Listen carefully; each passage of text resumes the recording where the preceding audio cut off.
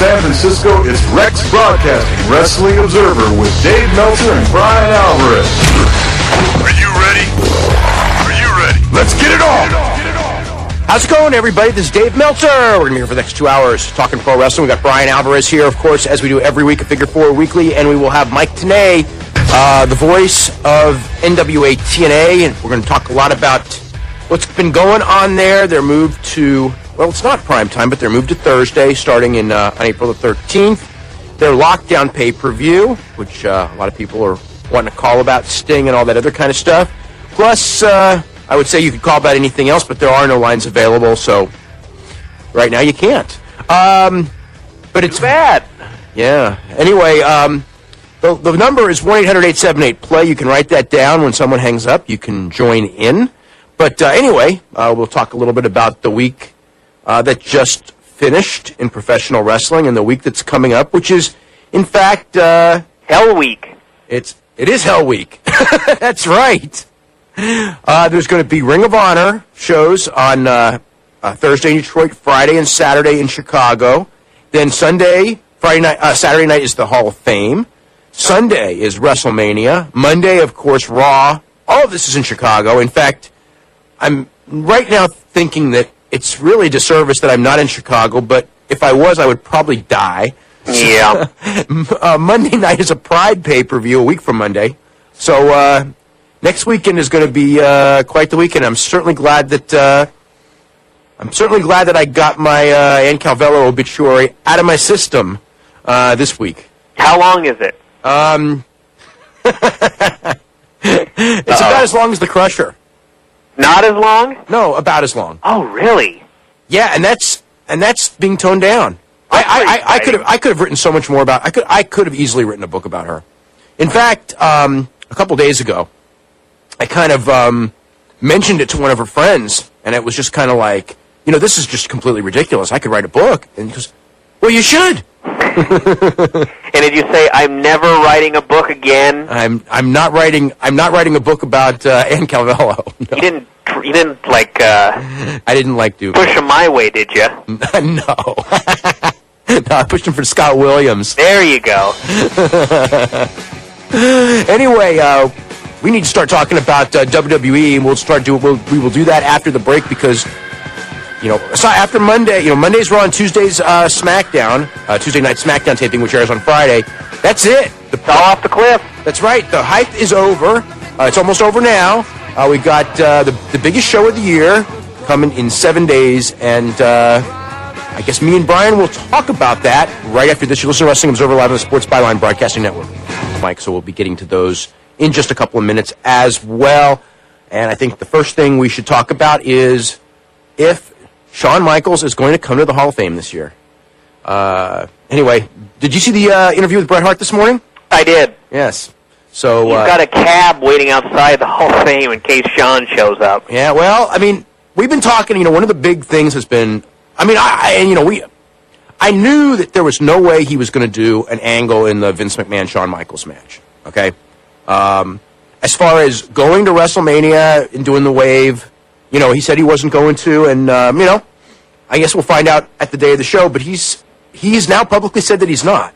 Yeah. Which to me means that he's not. He's leaving Sunday morning. He's leaving Sunday morning and flying to Toronto after WrestleMania. So anyway, that will not end rumors, but it should end rumors.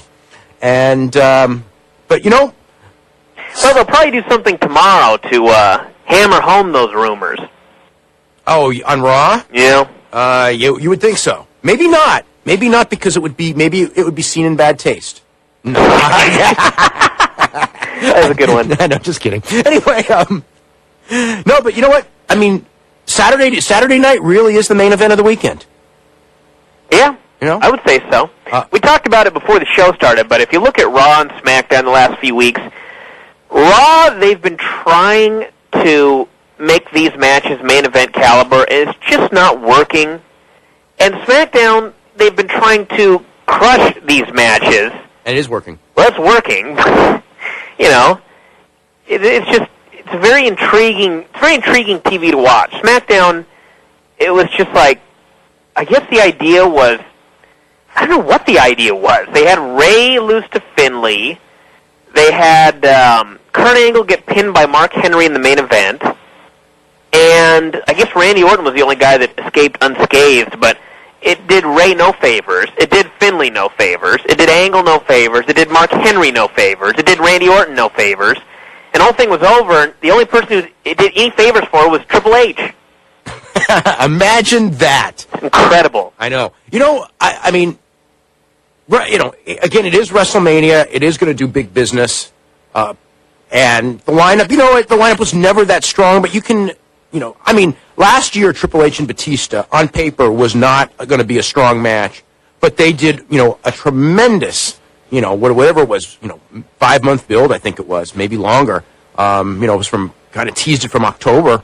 And it ended up being a very effective money main event. This year, I mean, we don't have the superstar coming back unless they announce Austin or Hogan tomorrow. And I can't imagine, since everyone knows, forget about Bret Hart. Austin is going to be in Chicago the night before. Hogan's going to be in Chicago the night before. Austin's got him, well, the Austin movie won't be coming out for a year, but he's going to be there. And then you got Hogan, who's in the middle of this reality show, and it benefits everyone for Hogan to do something at WrestleMania. So you got to think he's going to, but I said that about Saturday night's main event, and he wasn't there. Yeah. So aside from that, and I think more people are intrigued or interested in those guys, and probably of the three, Bret Hart more than the other two. Probably Hogan second, Austin third, I'm guessing. Showing up and doing something than any match on the show, which is supposed to be all of the current top guys. The SmackDown match with the idea of Ray, getting the championship, I think that had some momentum, but somehow the last couple of weeks that's been, and forget about winning it for Eddie, just the idea, it's just the whole match has been degraded so much that, so what? He's winning a secondary title from a bunch of guys who can't win a match. What it reminds me of is that Rock Goldberg deal where before Goldberg showed up on TV the first night, it was like, wow, Rock and Goldberg, this is going to be something big. And as each week went by, there was less and less interest in the match. Hogan Warrior from '98 too. Remember? Well, no, Hogan Warrior. But think about the rematch of the legendary WrestleMania match. Yeah, that should have been much bigger. It should have been. They never met in whatever it was. It was 8 years. It should have. Warrior coming back. I mean, you got to remember when Warrior first came back that first week. That was huge. The problem is that every week that he came out there, by the time the match came, whatever it was, 8 weeks later, nobody even cared. Well, and that mirror thing didn't help, did it?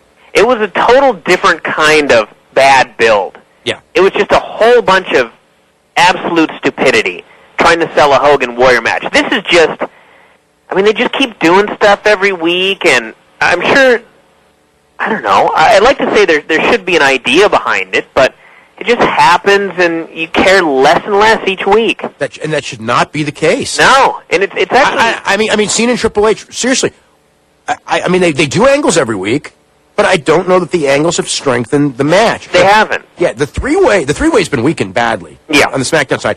Edge and Mick Foley, I will say that Monday's angle strengthened that. That was better, yes. Yeah, and Trish Stratus and Mickie James, Monday's angle definitely strengthened that, but it's, that's not really, it's never going to be a money-drawing match. Probably not. The Money in the Bank, I don't see this as anything that anyone's like living and dying with. It might very well be an entertaining match. I think the key to that one is you just know that there are going to be certain things in it that are going to be really good and really fun, but no one's buying a pay-per-view just for that match. Yeah. And then what, Undertaker and Mark Henry? Yeah. So we're left with the one match that has been promoted extremely well, which is Vince McMahon and Shawn Michaels. Which is, unfortunately, going to be a wrestling match. Yeah. Now here's another thing when we're talking about the show. As far as, and again, I don't know the order of the matches right now, but when we go through the show, so many of these matches, when you think about them, are going to, especially Undertaker Henry to a degree, Vince and Shawn 100%, are going to need every bit of help they can get as far as, foreign objects or breaking tables and all of that stuff, right? Yeah. But the fact is that do you know, and obviously, the Vince McMahon match is going to have double juice and all that. Okay, now, doing that, then you got to come back, and Cena and Triple H need all that, too. Now, Angle, Mysterio, and Orton aren't going to get it, and they're not going to need it, because they are, if nothing else, whether you're interested in the match or not, they're going to have a good match. Yeah.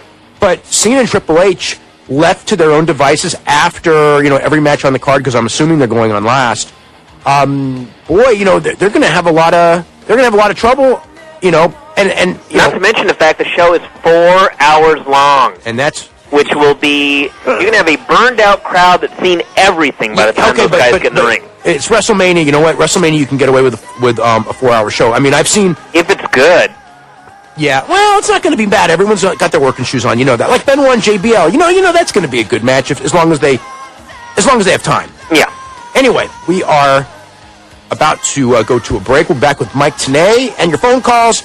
Right after this, you'll listen to Wrestling Observer Live on the Spot. Hey, welcome back to Wrestling Observer Live. Dave Meltzer, editor of the Wrestling Observer newsletter, with Brian Alvarez of Figure 4 Weekly, and we, in fact, have Mike Tenay, the voice of TNA Wrestling, on the line. And, Mike. I'm here, guys. How's everything? It's going really good. Mike, from the period from, I would say, March the 17th until, let's say, April the 13th in this business, this is just huge. I mean, we've gone through a lot of periods where, a lot of important things, but this is another one of those where between the Saturday night's main event, your first house show, your new TV time slot, and, of course, Ultimate Fighter, WrestleMania, I mean, it's every company, the three companies that we usually talk about as far as American companies go, there's something huge for all of them, and number one WrestleMania, number one is Saturday night's main event. I mean, certainly... No matter, show was fine, but in hindsight, I mean, that rating was devastating. Yeah, very disappointing rating, I thought. And, I think a lot of people will, ask me about ratings for WWE and think that we would be celebrating a bad rating for them. Not the case in the least, especially when it comes to something like a Saturday night's main event, when the entire world is watching, and by that primarily I mean the entire TV world, when everybody's looking to see what that number is and use it really to focus on where professional wrestling is headed in the future. And I think there were, a lot more optimistic feelings going into that show than coming out once you saw the number and the perception. I don't think is good. I think it really shows the limited number of wrestling fans right now that are really committed to watching a national product, and I guess that number's probably around 5 to 7 million people, in that range. Yeah. Now, From your company standpoint, you are moving, and of course it's been a very debated topic. You're moving April the 13th. It's 11 p.m. It's not 9 p.m. And what is the reaction? And I'm sure it's somewhat mixed, but I know what your reaction was. But what was the reaction as far as the company goes, the wrestlers go? When that news was explained to them. I think the reaction across the board is pretty much equal. It's that first punch in the stomach that you feel when all of a sudden it's like, wow, what happened? I thought we were going to be on at 9 o'clock, and now we're on at 11. And then when you sit back and think of everything that is put into place for us, I think the realization sets in, and especially to those people that are have followed TV ratings, that kind of understand the TV business. For example, among the talent, I think there were a lot of questions among a lot of the guys initially, yet someone like Conan, who's, very familiar with TV ratings and numbers from all of his years in Mexico, and is also a real student and really follows it a lot more closely than a lot of the other guys in the locker room. He immediately realized that it was the best thing for TNA, and I think it's the best thing for Spike TV, and I think that's why the change was made. Initially, when they came out with the schedule, I was absolutely shocked that they would put the Tough 3 show, the Tough Ultimate Fighter reality show, in the 11 o'clock time slot. Didn't think it made any sense at all, and I think what happened was the executives at Spike TV sat there and looked at this, incredible number that they're going to do from that, and realized that not only will that number probably do better at 10, but at the same time it gives us such a great lead-in, and it ensures that our number at 11 is going to be solid. Now, last night you clearly booked a television show last night for a rating. I mean, you had a cage match on TV. You had Sting's returning interview. I mean, not that it was just an interview and it was building, towards your storyline. But and you know the Joe announcement, which you know was hyped. I mean, you hyped this one real strong. What's your hopes? Well, I think there's no question. You look back at the previous week's TV and the amount of time that both the company and the announcers spent in hyping to this week. I think coming off the 0.9 of the week before and realizing that we had UFC as a lead-in again, I think you have to hope that we go back and break that 1.0 mark. And I think me personally, I know I would be disappointed if we don't do that 0.9 or 1.0 when the numbers come out early this week.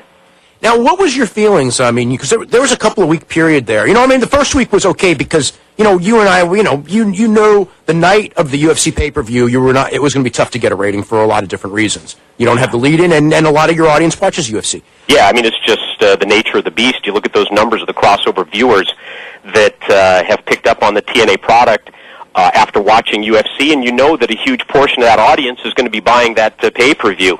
As far as but the second week, you know, that one wasn't expected, right? Well, you know, there's always that question that I think a lot of people have, and I think a lot of people would second guess the situation, the way that we approached Sting by taking him off TV for that time period and then bringing him back into the storyline.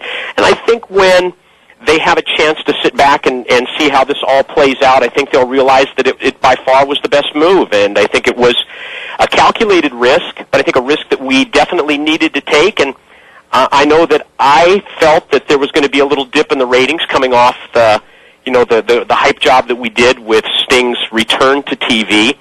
I thought that was inevitable, that the numbers would drop a little bit. They probably dropped that 1 week more than we certainly expected or wanted, but I think the audience has come back strong, and you know, it's we'll see what happens when the numbers come out for Saturday night's show. Now, Lockdown has to do well. It should do well. I think, again, a lot of people are questioning it, the fact that it's in the month of April, but I think we have that... It's 3 weeks after Mania, so I don't know that that's... Right, we have the breathing room. Yeah. It's a couple of weeks after the Mania show, and I think coming off of last year, when so many people were negative going in just about the theme of the show, the lockdown with every match inside the 6 sides of steel cage, I think they were proven wrong, and I think we have going to use that momentum on our side, combined with some storylines that, to me, are really coming into shape. I have to be honest, I've never been more optimistic. I've never been more confident about the future of TNA, knowing where the storylines are going for the major players. I think the creative team is more focused than they've ever been. I hate to say united because when you have people working together on a team, you want them to be united, but at the same time, you want to have different voices and different opinions. And I think we really have a very good mix right now of both that unity and focus, but at the same time, a group that's not afraid to tell somebody else in the creative team that they think they're going in a wrong direction, as long as they have something that they're willing to offer up at the same time that that we could use instead. So, very happy with the way things are going, and I think it was a very strong show, especially from a storyline standpoint. Last night on Spike TV. I mean, the big thing to me, and I talked to you about this earlier, as far as the show went, is I thought that segment with Jim Mitchell at the end of the show was really good, and it was not something that you hyped it. It almost was like, I mean, you mentioned it early in the show, but when the main event ended, the cage match ended, I was kind of thinking like, oh, okay, that's the end of the show. And then you went into that, and I thought, that was probably the strongest segment of the show, really. And it ended with a hook. We didn't necessarily drive people to next Saturday's show with match lineups, but I think it was more from a storyline standpoint where you realize that some big things are happening. Next Saturday's TV, it's obviously going to have the follow-up to the James Mitchell, Alex Shelley paparazzi video. You saw the to be continued. And in addition to that, it's Sting returning live inside the Impact Zone. We're going to detail all the rules and steps and things behind the Lethal Lockdown match, which will be Sting's Warriors against Jarrett's Army coming up at Lockdown on April 23rd. We're going to have an NWA World Tag Team title match with AMW and the James Gang, and we're also going to have a four-way where the number one contender for the X Division champion is going to be crowned in that one. It's going to be Samoa Joe, Alex Shelley, Chris Sabin and Sanjay Dutt. We'll have Christopher Daniels, the new X Division champ, on commentary. So I think it's a real strong show that we have planned for everybody on the next Saturday, April 1st. Yeah, this will be taped on Tuesday night. Correct. Okay. Now, also in May, you're going to have the World X Cup, and I got to ask you, what is the status with Mystico? Or is there a status with Mystico? And the rest of the CMLL guys? Yes, I can't tell you that it's 100% done. It's been a situation that's gone back and forth, and, Dave, I think you know that sometimes dealing with the promotions in Mexico, both from a language standpoint, as well as just a mindset standpoint, sometimes cultural standpoint. The cultural standpoint, that's a good way to put it, is very different from pretty much any other group that we deal with, i.e. New Japan, who will be providing the talent for our Team Japan in the upcoming World X Cup. So we are still in negotiations with CMLL and still trying to put together a very representative team with CMLL representing Mexico.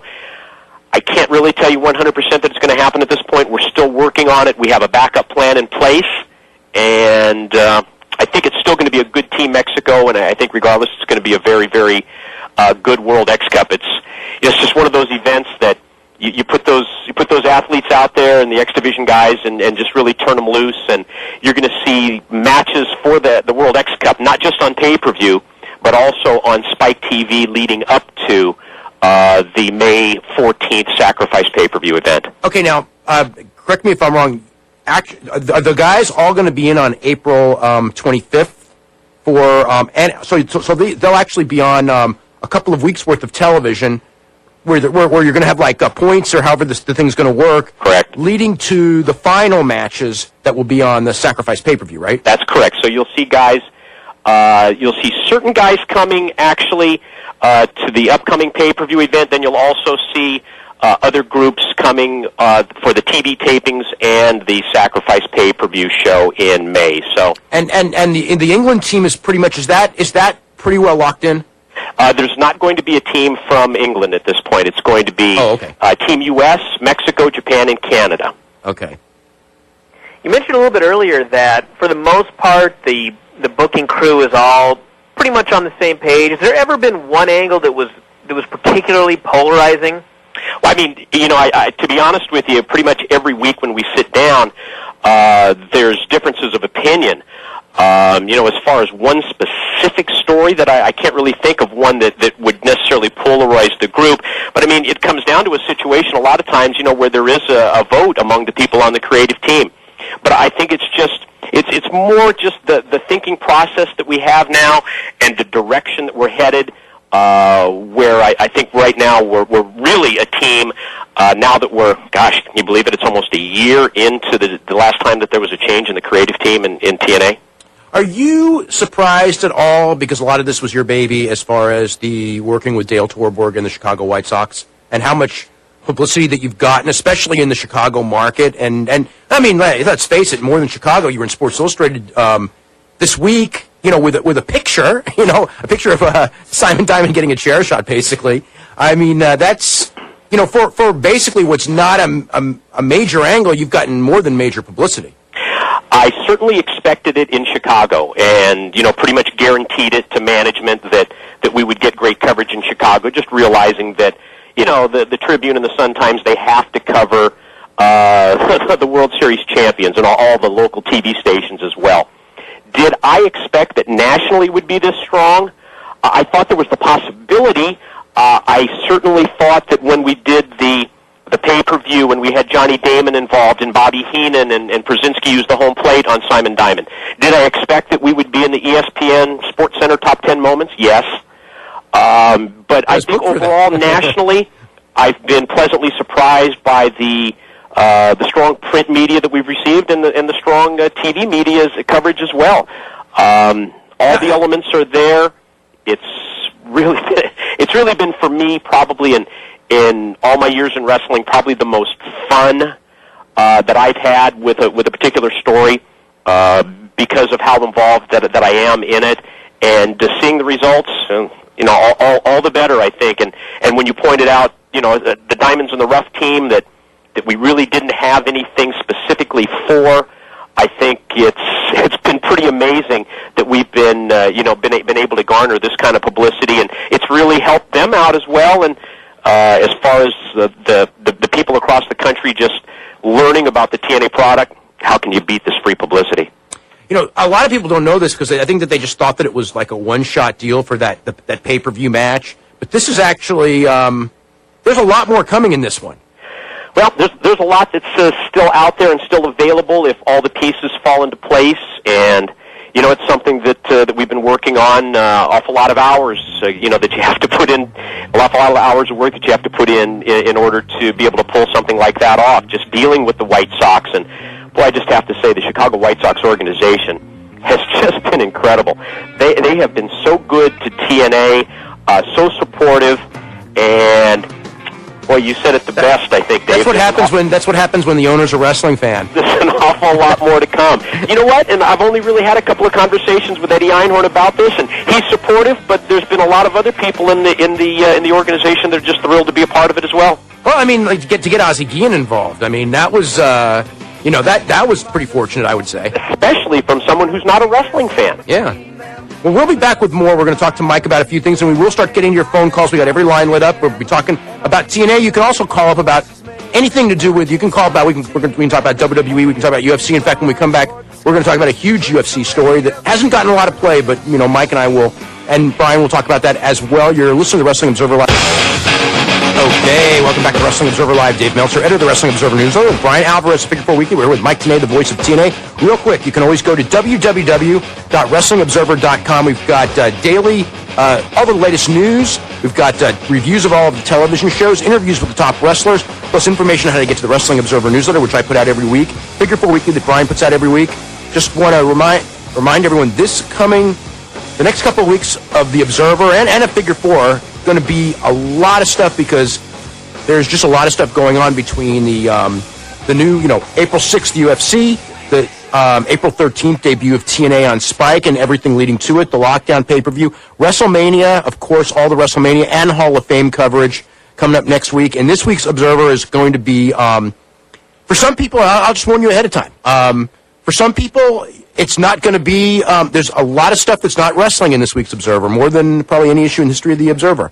But for some people, it'll be the best issue of the year. So just depends on if you want to read a good story or not. That's all I'll tell you. Mike, speaking of stuff like that, one of the biggest stories I think of this week, when it comes to UFC, it's obviously they've done a tremendous job of upping their profile with a television show, and they've been very fortunate with, good demographics, a good type of an audience. They've really exploded in a lot of ways. They've got a big buzz. In fact, the whole mixed martial arts world has gotten an incredibly big buzz just in the last couple of months. But at the same time, from a media standpoint, mainstream media is still more, it's changing, but still a lot, especially in the big market newspapers. I mean, I saw it even here. It's treated as a novelty, a joke, kind of like a sideshow for geeks. Fans are barbarians, kind of, very negative portrayals. Politicians all over the country. Every day it seemed like this week there was some politician, wanting it banned in their community.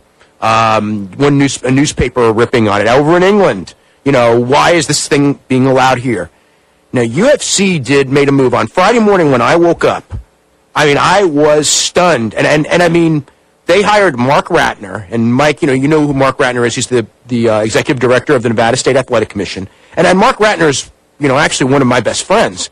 And I had no idea this was coming, and that was a stunning move that they have hired him to basically, he's going to be their, I think he's going to end up being their mouthpiece, because any reporter that has ever covered boxing, Mark Ratner is probably the most respected name in the boxing industry for his regulatory work in Nevada. And for him to leave that commission, I mean, I never thought that he would ever leave that commission, let alone go to work as the vice president for Zuffa.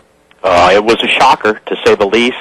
I've known Mark Ratner for many years. I still live in Las Vegas, and there's no way that you can watch a boxing event on TV or a UFC event on TV where you don't see Mark Ratner's familiar face, down at ringside. And what UFC did this week was they bought themselves respect. You mentioned the mainstream media coverage. Let's face it, how many newspapers, how many daily papers really report on UFC events? One. The Las Vegas Review-Journal, and it pretty much stops there. Yeah. Because they recognize that it's, I think, the home team. I think Portland Tribune, too. Okay, so actually two. Although they're not a daily, they're like a couple days a week. Right. I think the Las Vegas Review-Journal recognizes UFC as a home team, and at the same time, the owners of the UFC, the Fertittas, they wield an incredible amount of media clout in Las Vegas because in addition to the UFC, which is small potatoes compared to the casinos that they own, think of the money that the Fertittas spend in advertising just for all of their casinos in the Review-Journal as well. So that was, certainly an advantage to them going in that they would have that kind of media coverage in Las Vegas. But when it comes to other daily papers, when it comes to ESPN, there's zip. It's zero coverage. And I was reading in yesterday's Review-Journal a column by the boxing writer Kevin Iole, and this is how he referred to Mark Ratner. He said he's so good, he's so respected, so liked, and so capable that he transcended his job in a very real way. He became the face for all that is right about boxing. And what the hire of Mark Ratner is going to do, in my opinion, it's going to change, and I don't know how quickly, but I think pretty rapidly, it's going to change that media coverage that they get. It really points out to the media, to the establishment, that UFC is for real, and I think MMA is about to enter the mainstream. The other thing is that, and I'm sure that this is one of the big keys, is that they want a show in Madison Square Garden, and they are banned in New York. And I couldn't come up with anyone better to hire to be a voice to go, because when they attempt to get this law overturned, I mean, we already know what happened 10 years ago. And the New York Times, which is incredibly powerful, basically got the law overturned when UFC was first legalized in that state. They got it overturned within like a couple of weeks, it seemed like, but with a series of articles. And, now, you've got a guy who's worked with obviously a lot of the commissioners all work together, especially when it comes to a big boxing match, because all the commissions, when there's a big boxing match, the person they talk to is Mark Ratner. Right. So they're all going to know him, and he's going to be out there saying, look, with the facts, which, what's weird to me about the facts of the injury rate is nobody ever does that story. And I mean, in UFC, I've written about it before, UFC, it has the same number of injuries as boxing. It does not have less. But it's, to me, again, I would rather, for the long-term health of a participant, rather have a broken hand than, multiple concussions. I thought you were going to say a death. Or dead. Well, Did you know there was another one last week, Dave? Yes, I did. Evansville, Indiana, last week. Yeah, in Indiana. Another boxer died. Yes, I did know that. And, of course, it made the agate page in USA Today. Yeah. But no, the first time that there will be a death, and there will be, in MMA, it's going to make a lot more than the agate page. And that's going to be the one where, Mark Ratner is going to have to, because he's going to be the face out there explaining that, he's overseen actually far more deaths than he wants to just in Nevada alone in the last couple of years. There's been a lot of them, actually. Yeah, and amazing. The timing of Mark Ratner's exit and the timing of the Nevada Athletic Commission, who has this major inquiry into the safety of boxing, I don't know if it's coincidental or not. We're going to start going to the phone calls now because we have a full bank of calls about TNA, and we are going to start with Mitch in Berkeley. Mitch, what's going on? Hey, what's happening, you guys? Not too much. I just wanted to talk to We can't hear the caller. Oh, you can't. Mike, can you? No, I can't.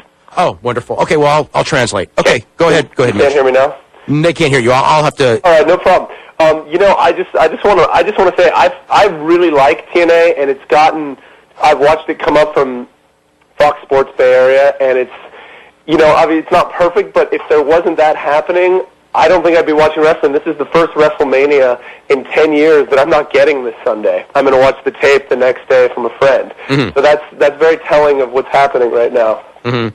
And I just wanted to ask Mike, one, just tell him that I love TNA, and two, ask some questions about TNA in regards to, storyline logic. There's a lot of things that have been done right, but then they're talking about pushing Samoa Joe towards Sabu and other people, but then he just mentioned that on Tuesday's taping they're going to have him back in an X Division 4-way. Will there be some explanation for that? I mean, I think that, now, Mike, it's basically the question, he really likes TNA, likes the logic, not getting WrestleMania, more interested in TNA right now, but the question is Samoa Joe wrestling Sabu, and Samoa Joe then on Tuesday going back for the, starting a campaign where he's in the X Division again. Is Samoa Joe X Division, not X Division? The lines there. Well, I think it's, you saw Larry Zbyszko a couple of weeks ago on TV talk about how Samoa Joe has been involved with AJ Styles and Christopher Daniels. The opponents for Joe for several months have been the same. And I think that we want to think outside the box right now with Samoa Joe, and we want to open up a situation where you're not just limited and restricted to the X Division wrestlers. So I think you'll see how the story really unfolds, but I think it's a great opportunity for us to keep Samoa Joe active in the X Division, and at the same time, not just limit him to the core of X Division wrestlers that you would normally see him wrestle against, if that explains it to you. Ever since last night, I heard a lot of people talking about the possibility of Joe and Steiner, at least of wanting to see it. Interesting matchup. Huh. Yeah, there's several of those out there, if you really think about it, with Samoa Joe and a lot of the heavyweight talent in TNA. And I think it opens it up to that possibility. So I think, people talking about it, that's great. That's exactly what we want, and it's a step in the right direction. And it's not just, limiting Samoa Joe to the, to the usual X Division roster of opposition. Dave, I'm all for Samoa Joe. I mean, I want Samoa Joe to have the title at some point, and I'm sure he will. I just want to know, is there a reasonable explanation why he's going to be doing both? He just wants to know, is there a reasonable explanation why he's doing both? I mean, I think that it's the same for everyone. AJ Styles is going to be doing both too. I don't think that the quote X Division guys will only wrestle each other. Gotcha. That they're going to be wrestling. They could wrestle anyone. I mean, they could wrestle Christian Cage. They could. I think that's probably the mindset of what you want. That's exactly what we want. I mean, is for Joe or Styles at some point to, get NWA title shots as well as X Division title shots. I mean, right. I think... I love that. I love that. The rivalry that we've had between Samoa Joe and AJ Styles and Christopher Daniels has been great. And I just think it's time to move forward with that, and I think a lot of people do, and at the same time, it enables us to... think outside the box when it comes to Samoa Joe's opponents, so that you're not just restricted to the X Division guys. And I think, like you just mentioned, you're definitely going to see that for AJ Styles, like you have over the course of the past year or so with AJ. Is there any word on AJ Styles turning heel? Because he's mentioned he wants to do that, and him and Christopher Daniels being a heel tag team. He's asking about any AJ Styles talking about going heel. I guess he must have done an interview, which I didn't see, saying that, or the idea of AJ Styles and Christopher Daniels as a heel tag team. Well, I think we've seen them as a tag team, most recently a week ago on Impact. And, looking ahead, I think there's a good possibility that we'll see that as well. As far as a heel tag team, I mean, anything's possible. I think what we can't do is we can't overreact to a crowd reaction in Orlando. And I think it was never driven home more from the reports that I received from the talent specifically and from the people from the office who were a part of the show in Detroit, Michigan a week ago.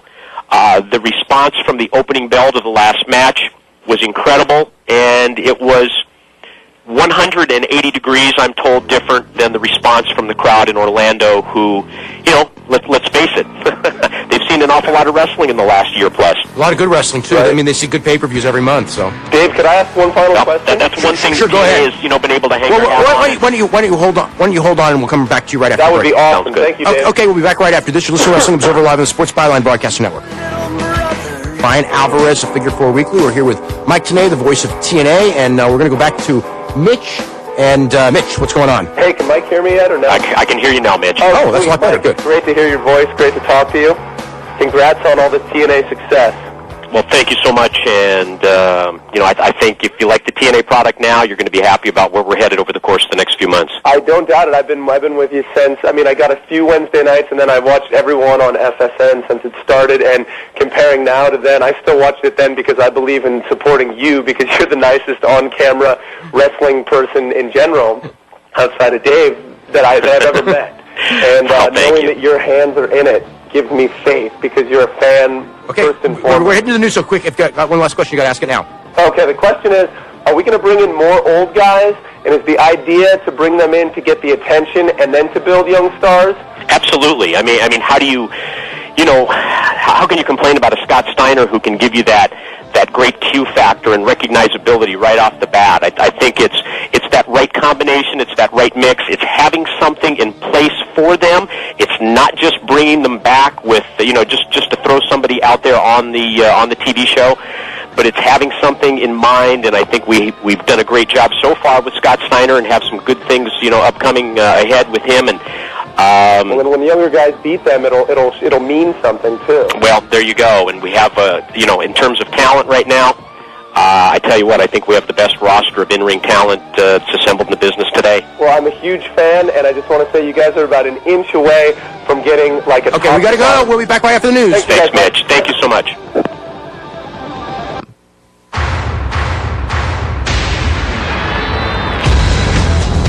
Welcome back to Hour 2 of the Wrestling Observer with Dave Meltzer and Brian Alvarez. Are you ready? Are you ready? Let's get it on!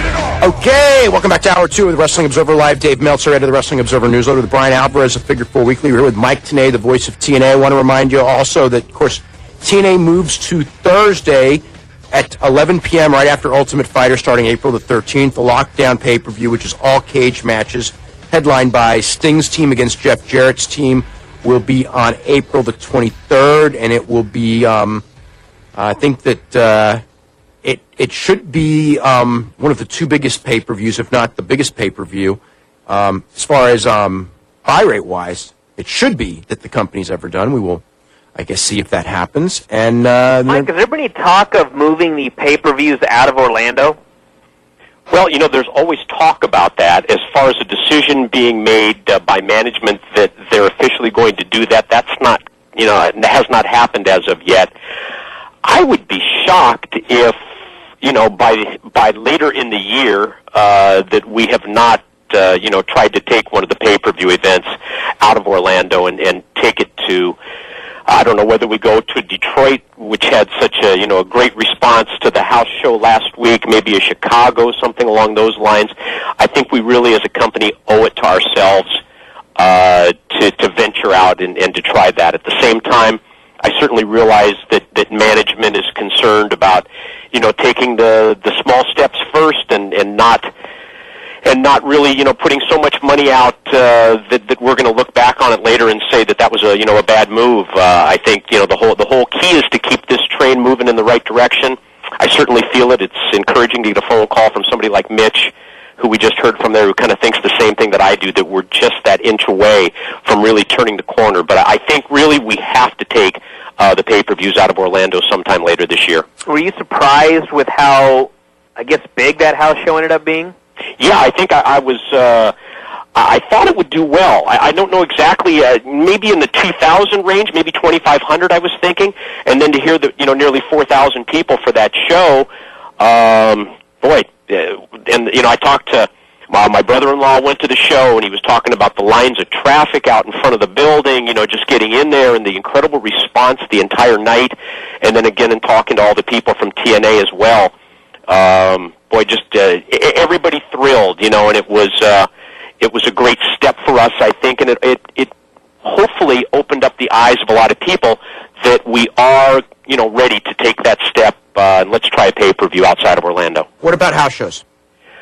Well, house shows to me is something that probably it's that next step. I think first I would like to take a pay-per-view show, and take that on the road, and let's gain some success with that before we go to the house show, the house show route. Because, look at the WWE. It really has just been, in the past couple of months, when you look at those house show attendances and you say, wow, things are picking up and things look good, but up until that point, I think the majority of their house shows were probably operating in the red. Yeah, up until December. I mean, it was the house show business was. I mean, they were yeah. Some were losers, some weren't. But I mean, they were not knocking them dead until January. Yeah, absolutely, and I think that's why. To me, the pay-per-view with the build and the hype involved in it is going to be an easier sell, and I think that's step one. And then then we'll think about the house shows. Okay, we will be back with more, and we'll start taking We'll take some more phone calls right after this. You listen to Wrestling Observer Live on the Sports Byline Broadcasting Network. Okay, welcome back to Wrestling Observer Live. Dave Meltzer, editor of the Wrestling Observer Newsletter. Brian Alvarez of Figure 4 Weekly. We're here with Mike Tenay, the voice of TNA, and we've got a full bank of calls, and we're going to go to James in Tallahassee. James, what's going on? Hey, guys. Just got back to everything. I'll tell you something. I was watching The West Wing tonight and thinking to myself, boy, this show is 10 times better on NBC than the wrestling was last week, and I'm a huge wrestling fan. So. That just goes, I guess, and there was a good show, too. That's the sad part, Yeah. But no, what I was calling was the first one, because Mike's on the phone. I know you probably have to translate for him. No, he can hear. I can hear you now, James. All right, great. Just my big concern with TNA is just something lacking, and the production's good, but the music themes is where I think you all could use some vast improvement on. Like the two best theme songs on that show are Jarrett's song and Team Canada's song. I wonder if that's just because you've heard those more than all the others. Probably, I don't.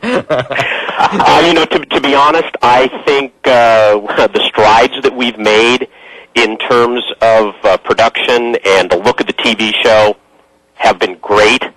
Absolutely, with those, yeah. I think it really has. As far as the music goes, I guess that's a personal taste issue, isn't it? But I'll definitely take that criticism. No, it's not. It's not even a criticism against you guys as much as maybe, I don't know. Is it just generic music that you all are? It's not like the stacked WCW music that they would use, but still, I don't know. Maybe it is personal taste. Well, yeah, I don't know. It's we do have people in the Nashville area that provide the music that we request. So, there are several people that work on a staff there that come up with that music. So it isn't just that we're picking generic music off a shelf. Maybe making it identifiable for a specific wrestler, where you have a beginning to that music. You know what it is. It's probably the way. Because you're so crammed for time that you don't have the big explosions and things when the music starts with the entrance. Kind of, you know what I mean? Like which is the one thing WWE does well is like. You kind of do familiarize yourself with everyone's music, and with TNA, part of it also is because WWE has all those hours, so you're getting bombarded with every song every week, and you're getting the big entrance of every star. And with TNA, they're trying. I think that's what it is just the 1 hour. I think that's a great point, and I think at the same time, if you notice, once we went to Spike TV, the decision was made to have the announcers lay out during the music.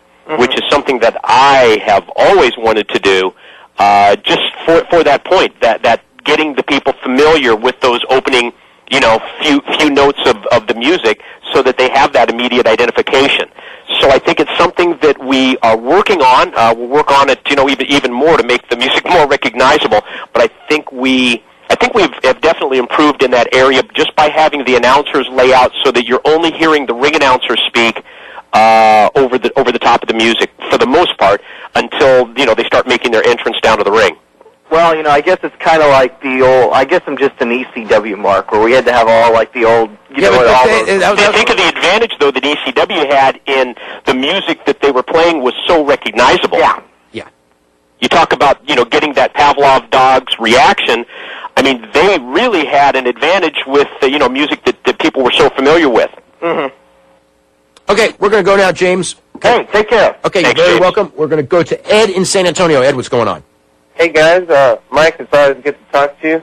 Thank you, Ed. My question that I have for you is earlier today I watched The Surreal Life with Maven on it. Oh. And that show has a weird way of making stars out of some real obsolete people. And I was wondering if Maven wants to get become popular off of it. Do you think TNA would be interested in trying to bring him in? Ed, you're a wise man. It was earlier today that I programmed my TiVo machine to make sure that that I could see that Surreal Life, and I think it's something that we're going to take into account, and we're going to watch his performance on there. And I think if people really take to his character one way or the other, I think that there'd be a good possibility that we would consider using him, because I've always been very impressed with his ability to speak. And in WWE, he was, given so many starts and stops and never really had that opportunity to really roll. So I think I've always been impressed with his speaking ability, and I think if things, work out with the Surreal Life, we'd definitely consider him. Is there anything new on the Goldberg front? I don't think there's really anything new on the Goldberg front. I know that people have been speaking with him from the TV network. I know that he has received some great response to the ratings that have come in for the Pros vs. Joes shows on Spike TV that he was a part of. So I know that people with Spike TV have been talking to him, and I had a conversation with him probably, I would say about a month ago, where he was just calling to pick my brain and try and find out just how committed Spike and TNA were to the product. And I think it's definitely something that Bill is considering, and let's hope that he decides to make that move. And Mike, is there any talk on when they had the Sunday night heat? One of the things I really enjoyed was how they did the opening interviews, kind of like ECW style. And I was wondering, I thought that'd be a good idea for TNA, because a lot of people haven't gotten to know a lot of the newer guys, and is there any talk of that happening? By opening interviews, I'm not exactly sure what you mean. I do remember that ECW had the collage that they showed, I think for the most part, at the end of the show. Yeah, that's what you're talking about, where it kind of went from character to character, and everybody got their on-camera time. You've done that for pay-per-views before. I've seen yes, we have, and I think that, especially under the circumstances right now with the 1 hour show, I think it's definitely something that we should consider, and it's an alternative way of going about it. Okay. Well, thanks for taking my call, guys. Okay, thanks. We're going to go to Tony in Saugus, Massachusetts. Tony, what's going on? Hey guys, how you doing? Mike, your moniker should sound like the nicest guy in wrestling. You really sound like it. Really? I'm not sure if I still have that moniker or not after being on the creative team for the last year. There's something about that creative team position that raises the heat level. But Tony, I appreciate that. Now we just no, not we, but the 5-year anniversary of the death of WCW was just last week, and do you ever find yourself looking back at what could have been? Or isn't it? It's kind of like the last show would be 5 years today, right? I know it's really close to the 5 year. I saw something on the internet within the last week or so about the 5-year anniversary. Today's the 5-year anniversary of the death of the last show, anyway. Yeah, to be honest with you, Tony, do I think back on those times? I certainly reflect back on them, and I'll think of the fun times that we had, or certain situations, that may have arisen in my years there, and I talked today with Bobby Heenan at length, and we'll talk over old times and the like, but as far as the TNA product and my involvement in it, which is going on 4 years now, I really don't. I'm thinking more in terms of how to make TNA better, how to bring just the overall visibility of the TNA product up. So I think when you take into Brian's book? I'm sorry? Did you read Brian's book? You know what? I have not read Brian's book. Mike! I have not read... You know why, Tony? Because I lived it. Yeah. I could read Brian's book, but at the same time, I lived that. I went through it. Maybe it's just me personally, but the schedule that I have right now, the travel that I'm involved with, which is 52 weeks a year, and it's coast-to-coast travel every week, I'm more interested, I'm more excited about 2006 than I am about, what I may have accomplished in 1997 or in 1998. Now, what's your schedule? Mike, you just said you travel every week, and I was surprised at that, because I thought you'd just show up every 3 weeks for the Oh, God, yeah, you don't even know. That would be great if that were the case. No, I live in Las Vegas, Nevada, and every week I either fly to Orlando for the TV and pay-per-views or to Nashville, Tennessee for the creative meetings. Oh, all right. Okay, so yeah, all right. That's so it's a lot of miles. And my last question is: Eric Bischoff, from what Dave says, is going to be a free agent soon, and he's trying to he's trying to be a salesman as usual, but he's such a television character. Would you guys have a role for him, or offer him a spot if he was a free agent? Well, hadn't even thought about that, but would we offer him a spot? I don't know. I think it's something that that would be worth considering. That's for sure. I think especially the story that we have right now with Larry Zbyszko and the championship committee and how that's all the storyline there kind of changing from week to week. I think there's a possibility that we would consider that, but it's nothing that we have talked about to this point. And it's nothing that I really had thought about, to be honest with you, Tony. Because Eric's he might be a jerk in real life, but he's such a great television character that he's such a credible character from the Monday Night Wars that I think he'd be blessed. Yeah, I think if the right role, were to come up for us at TNA, I think that we would definitely consider using Eric Bischoff. And my last question is the Carters. What's your? To me, they're the biggest. They're the greatest thing that's happened to TNA because they've just stood by you guys through thick and thin. And my God, never, if you had them, they'd still be in business. They're the greatest thing to happen to TNA, and they're the greatest thing to happen to Mike Tenay, I can tell you that. to keep me employed in the professional wrestling business, that's for sure, and to have the faith that they have both in my abilities as an announcer as well as my abilities in working on the creative team. Obviously I'm going to sit here and kiss butt to ownership. Well, you should, because they deserve it. You're damn right. They do deserve it. They have been so supportive of the TNA product through all the tough times, and it really is fun to be able to work with them now that we're just getting ready to turn that corner. And I can tell you, you appreciate it even more with the 3+ years of hard work that really got us to this point. I definitely feel that. I mean, I think I was pretty fortunate in WCW when I started working with World Championship Wrestling full-time on television. I guess I started with them on the hotline, I think, in 91 or 92. But on TV, I think I started full-time around 96. So you talk about having great timing. I definitely had that where, the WCW product just really took off. But I think I really appreciate what we've accomplished more with TNA because we have gone through the tough times. Yeah. Okay, we've got to go into a break right now. We'll be back with more right after this. Sure, guys. Okay, you're listening to Wrestling Observer Live on the Sports Byline Wrestling Observer Live. Dave Meltzer, editor of the Wrestling Observer Newsletter. Brian Alvarez of Figure 4 Weekly. Mike Tenay, the voice of TNA. And looking for the latest pro wrestling information, you can always go to www.wrestlingobserver.com. News, updates, interviews, TV show reports, and information on how you can subscribe to Wrestling Observer that I put out every week. Figure 4 Weekly that Brian puts out every week. This is the time to do so because, as we said earlier, the next month or two, it's going to be, I mean, we don't even know where it's going, but it's going. We know it's not going to be dull. It's not going to be dull, that's for sure. Mike, on the mixed martial arts thing, the last 2 months, I mean, what are your thoughts as far as how that's happened? I mean, and in a way, some people in wrestling, it's a negative. I mean, for you guys, I mean, there's no question that you guys are in some form, going to benefit from it because of your proximity and because you're linked by the network. Sure, absolutely, and we will be more than happy to take that audience that watches Ultimate Fighter 3 with Shamrock and Ortiz and hopefully keep them and hopefully build from there and gain a stronger fan base because of that. Overall, MMA, I'm just absolutely amazed.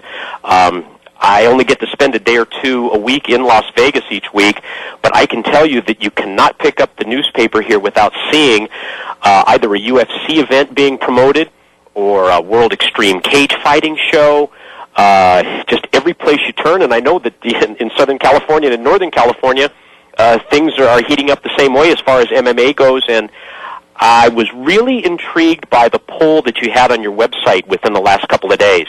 The one where, you proposed whether UFC will eventually take the place of boxing in the overall, just in fan and TV viewing. And I certainly don't see it happening short term, but boy, I can definitely see it happening long term if UFC and MMA has people like Mark Ratner involved in it. The Ratner one, I think, changes that equation a lot. Boy, it sure does, doesn't it? Because the one thing that the only advantage boxing really has, because if you really look at it, I mean, because of my family situation and everything, I mean, we have teenagers over the house constantly, and I mean, every now and then, if it's a real big boxing match, yeah, but I mean, it's only the biggest ones that they care about. But I mean, any UFC or Pride event, I mean, it's huge. And I see that in the ratings. The ratings when boxing is big, 55 and up males. I mean, UFC, that audience is, it's 18 to 34. I mean, it's unlike pro wrestling, which gets an audience of every age group. It's really 18 to 34, which is great for advertisers. I mean, that's the one thing where I think in a couple of years they're really going to be making out like bandits, and they are already, is in the advertising, because they also have that, the people who go there, it's, the tickets aren't cheap. It's a very upper class thing. And, That's for sure. Yeah, because I mean, I've attended. I would say out of the last half dozen shows here in Las Vegas, I think I've been to 4 of the 6, and I can tell you that it's an upscale audience. It's a young audience that goes. How many people do you really hear talk about how cool boxing is these days? You just don't. Yeah. And I think that the young people, I think not only they've adopted UFC and mixed martial arts, but I think it's almost like it's their own sport. And I can tell you, I listen to people on airplanes, people, all over the country, and I hear an awful lot of talk about UFC, particularly in Las Vegas, of course. But I mean, these are people that are flying into Las Vegas, from other places around the country, and you definitely hear a lot of talk about it. It's in the minds of a lot of people right now.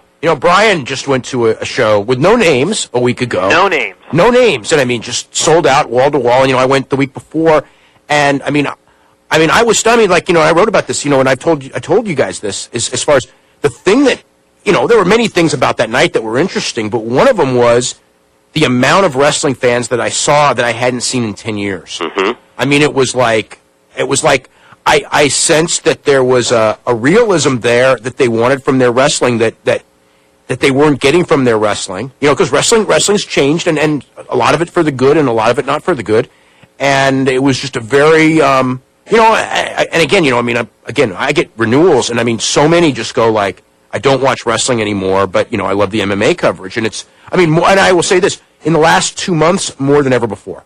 And just think if you can put that youthful audience together with those people that you're talking about that used to attend, wrestling at the Cow Palace years ago and the like, and get both of them together, then you've really got a winner. Yeah. Let's go to Josh in California. Josh, what's going on?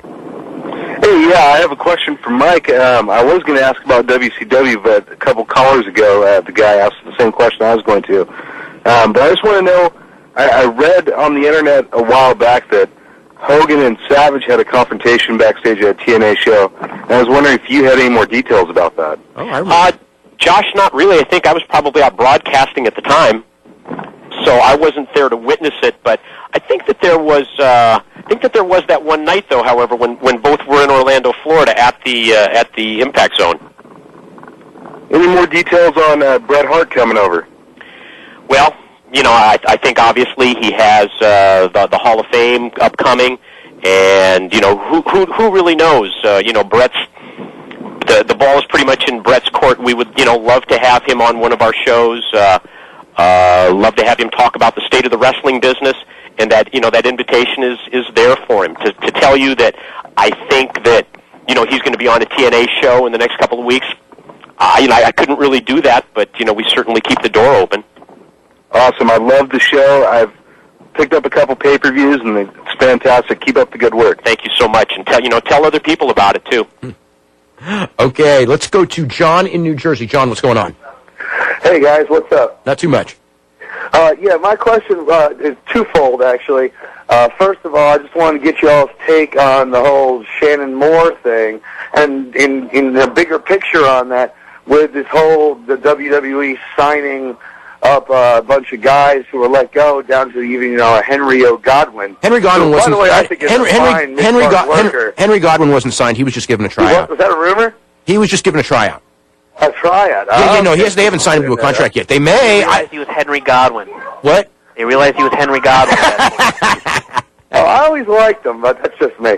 But yeah, I'd just like to get your take on the Shannon Moore thing, and I'll take it off the air. Thanks, guys. Okay, Mike, your take on Shannon Moore.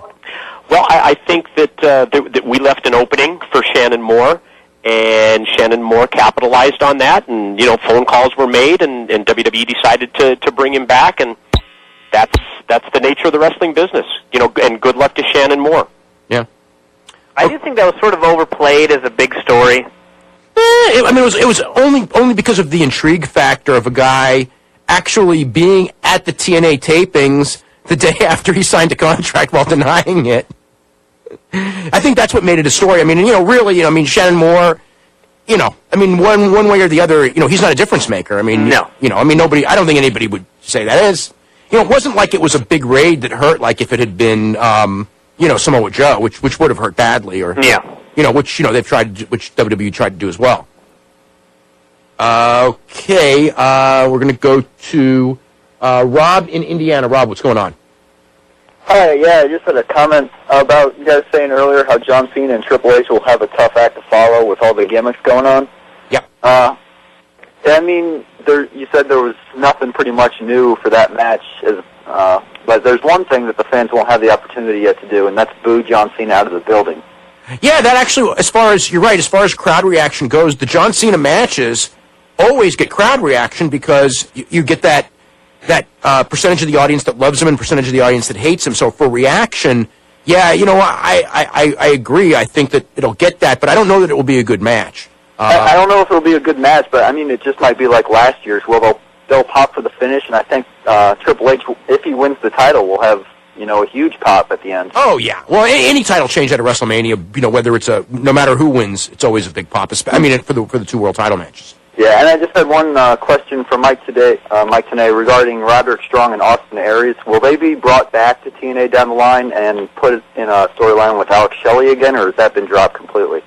I don't know that they would be put with Alex Shelley. I think Alex, over the past couple of months, has really taken advantage of the paparazzi cam to gain an identity. So in terms of being put with them, I wouldn't think so, but I think you will see both Aries and Strong returning, and maybe sooner than later. Awesome. All right, well, that's all I had. Thanks. Okay, we're going to go to Javier in Brooklyn. Javier, what's going on? I'm doing okay, guys. How you doing? Doing good. Mike, I just want to congratulate you for your great success in TNA thus far.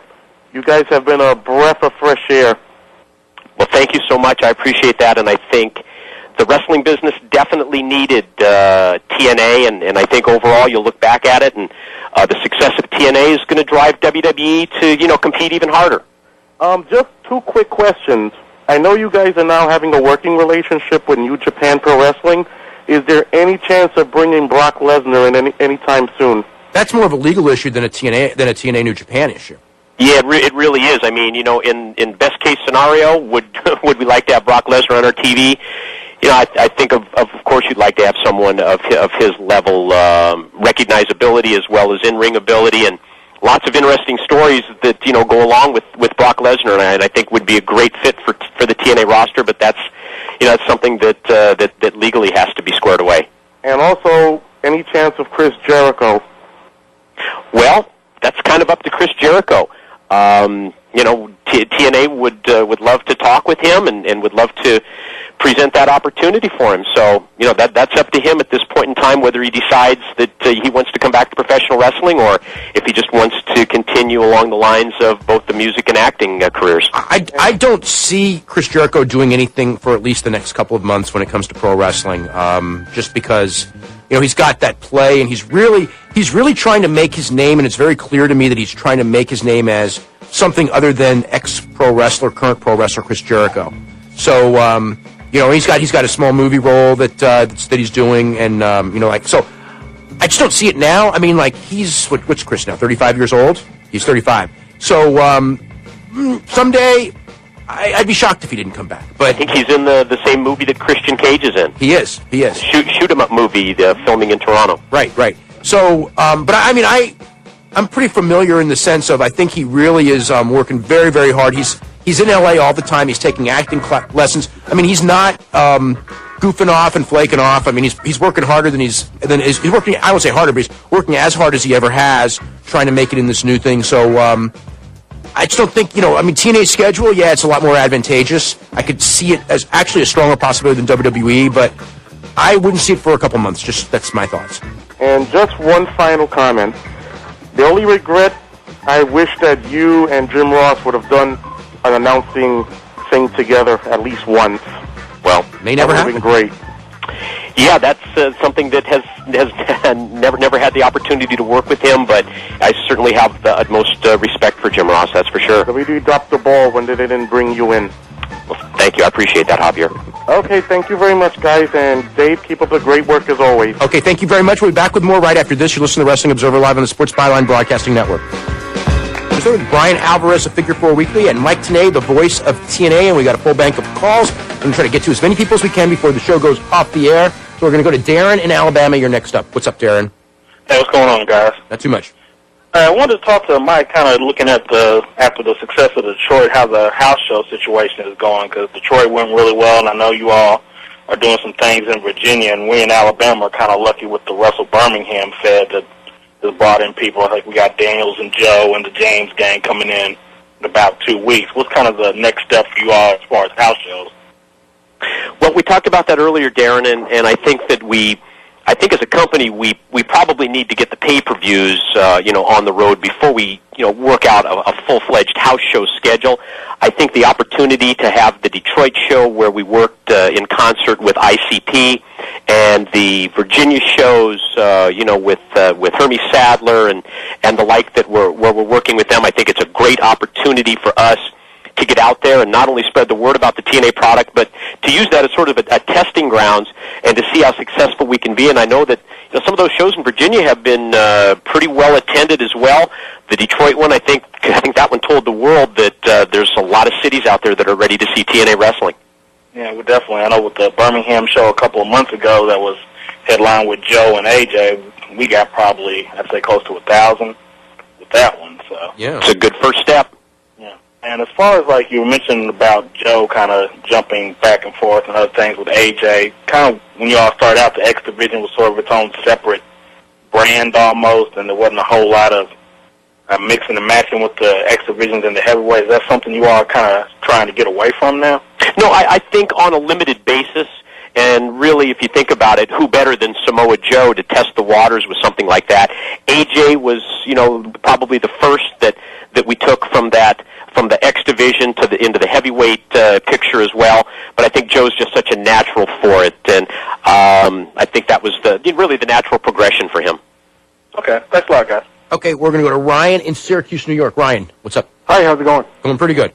Hey, Mike, how's it going? Ryan, how you doing? Pretty good. First, a couple questions for Dave, then the rest will be for Mike. Dave. Yep.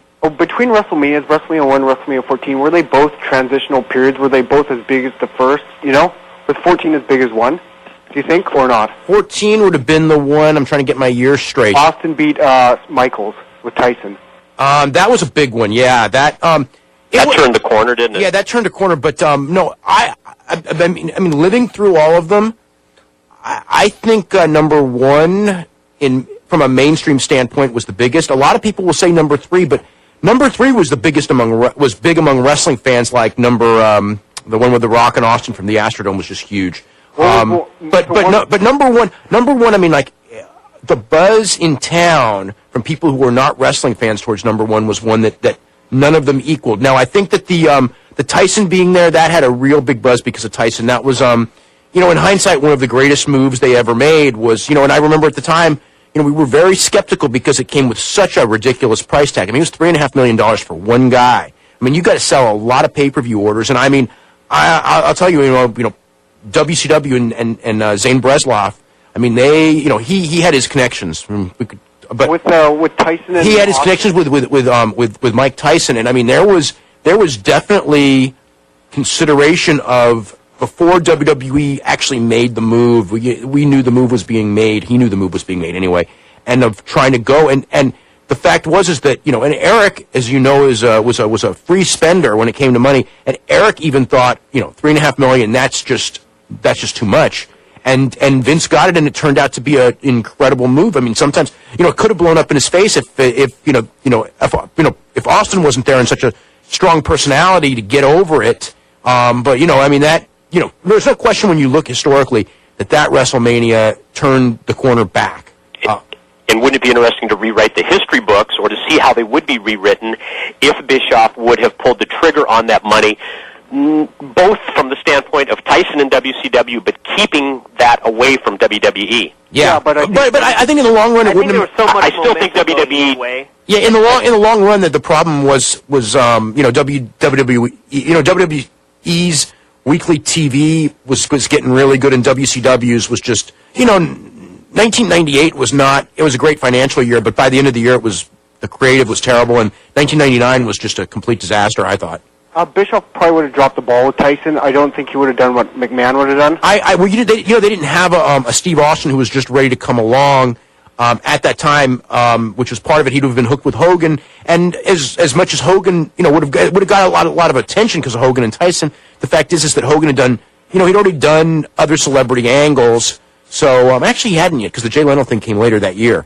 But I agree that I don't think it would have been as strong.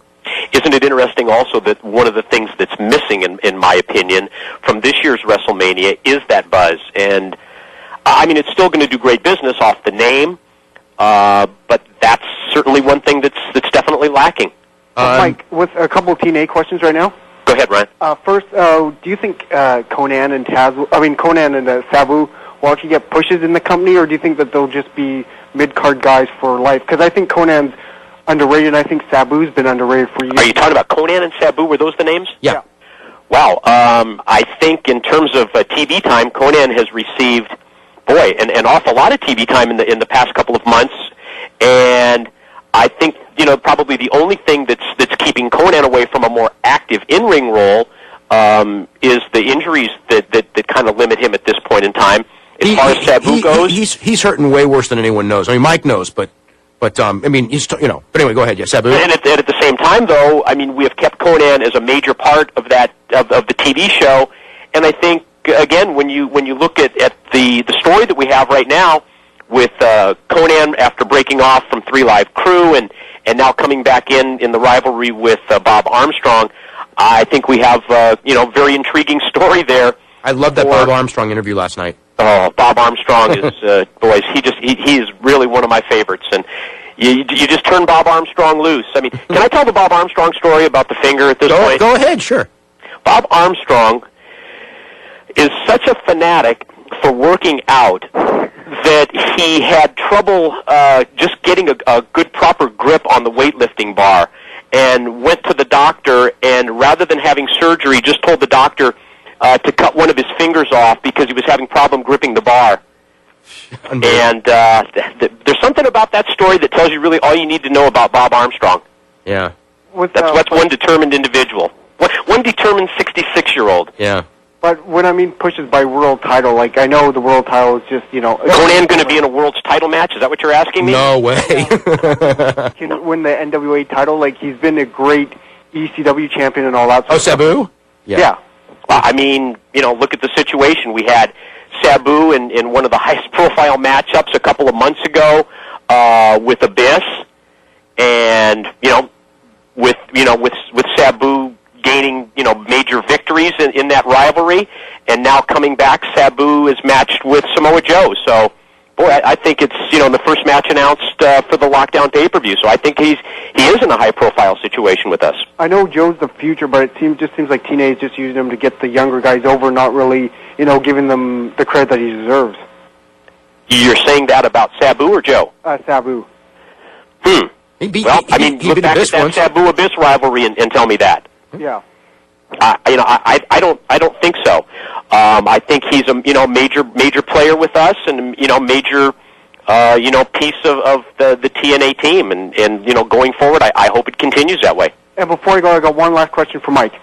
Go ahead. Mike. Yes. Who would win in a fight, you or Tony Schiavone? I'm guessing you. You know what? I haven't seen Tony in a couple of years. Actually, it was a TNA Wednesday night pay-per-view, wasn't it, guys?